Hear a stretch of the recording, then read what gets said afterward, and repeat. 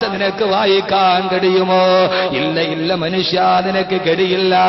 വമാ തദ്രീ നഫ്സുൻ മാദാ തക്സിബു ഗദാ.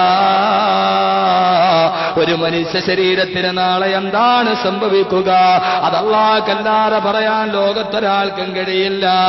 5 വമാ തദ്രീ നഫ്സുൻ ബിഅയ്യി അർളിൻ തമൂത്.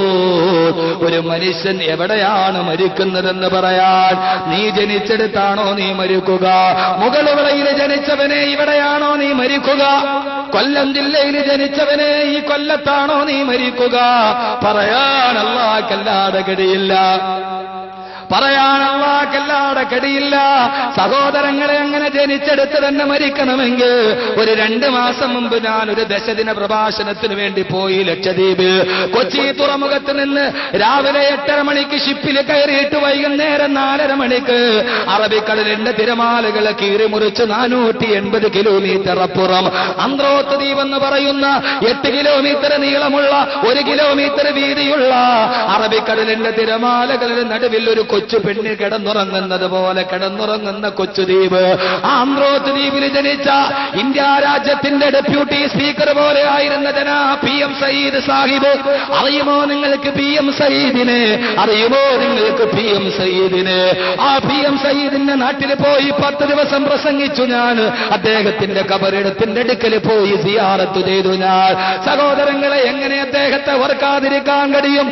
എങ്ങനെ അദ്ദേഹത്തെ ഓർക്കാതിരിക്കാൻ കഴിയും?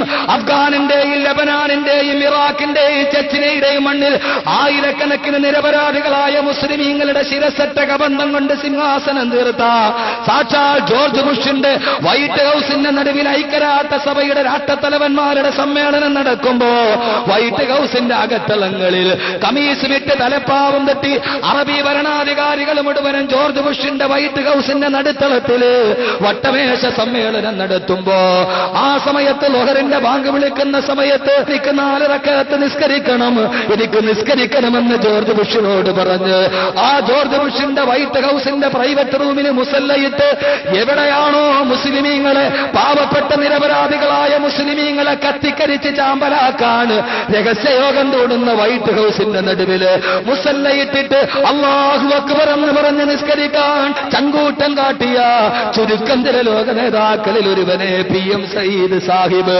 ആ സയ്യിദ് സാഹിബ് ജനിച്ചത് കേരളത്തിൽ നിന്ന് 450 കിലോമീറ്റർ അകലെ ലക്ഷദ്വീപിലെ അന്ത്രോത്ത് എന്ന് പറയുന്ന സ്ഥലത്താണ്. പക്ഷേ അദ്ദേഹം മരിച്ചതോ ദക്ഷിണ കൊറിയയിലെ സോളിലെ ഒരു ഹോസ്പിറ്റലിലാണ് ഈ PM സയ്യിദ് സാഹിബ് മരിച്ചിരുന്നതെങ്കിൽ സഹോദരങ്ങളെ, പറന്നെടുത്ത് എങ്ങനെയാണ് മറിക്കാൻ കഴിയുക? എങ്ങനെയാണ് പറന്നെടുത്ത് അടക്കാൻ കഴിയുക?